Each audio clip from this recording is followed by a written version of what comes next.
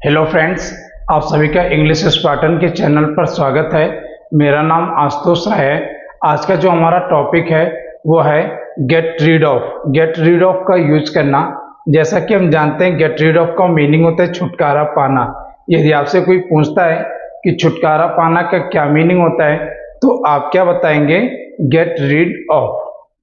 अब जैसा कि हमें पता चल गया कि गेट रीड ऑफ का मीनिंग होता है छुटकारा पाना, इसका उपयोग हम कुछ एग्जांपल्स के थ्रू देखते हैं। सबसे पहले इसमें ये समझते हैं जो गेट है यहाँ पे एज ए वर्ब है, तो गेट रीड ऑफ का यूज आप वहाँ पे करेंगे जहाँ पे आपका वर्ब यूज होता है। यानी आप टेंस में यूज कर सकते हैं, हैज टू, हैव टू में यूज कर सकते हैं, मॉडल्स में यूज कर सकते हैं।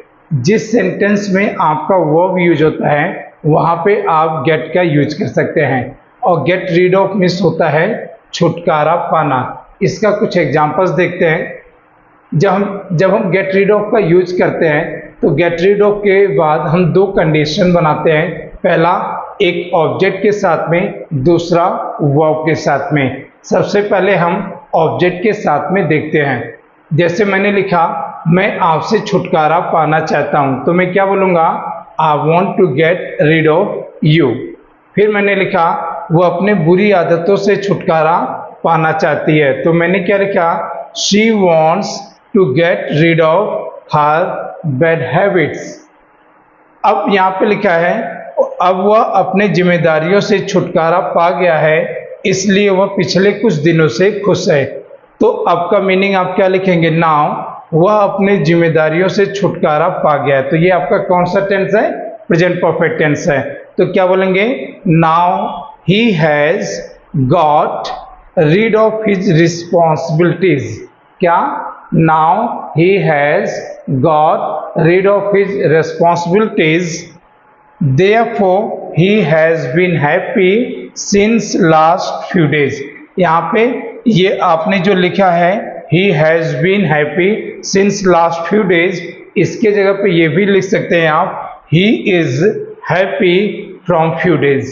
लेकिन मैंने इसे मॉडर्न इंग्लिश के हिसाब से मैंने इसे लिखा है he has been happy since last few days।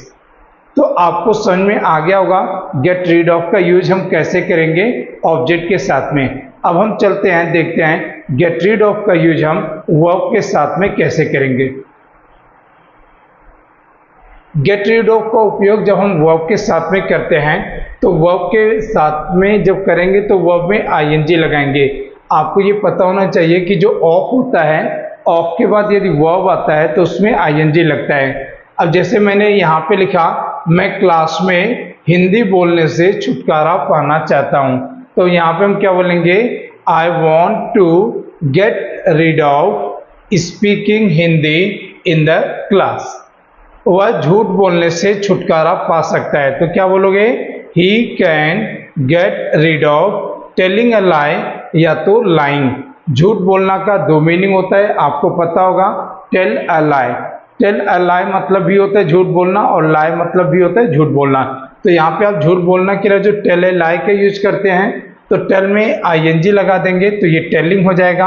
अगर आप टेल अ लाई नहीं यूज करते हैं तो आप केवल लाई का यूज कर सकते हैं। तो ऐसे कंडीशन में आप क्या बोलेंगे?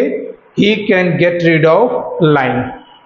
एक और एग्जांपल है, यहाँ पे देखते हैं। जैसे लिखा है वह आपके अंदर काम करने से छुटकारा पाना पसंद करेगा।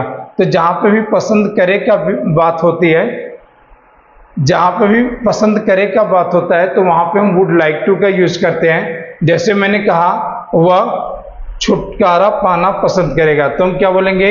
ही would like to get rid of, क्या करने से? काम करने से।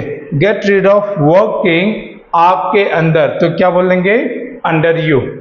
तो he would like to get rid of working under you, यानी वह आपके अंदर से काम करने से छुटकारा पाना पसंद करेगा। तो आई होप आपको समझ में आ गया होगा गेट रीड ऑफ का यूज कैसे करते हैं। इस तरह के इंटरेस्टिंग वीडियोस देखने के लिए आप हमारे चैनल को लाइक करें, सब्सक्राइब करें और कमेंट बॉक्स में ज़रूर आप बताएं कि आपको वीडियोस कैसे लग रहे हैं।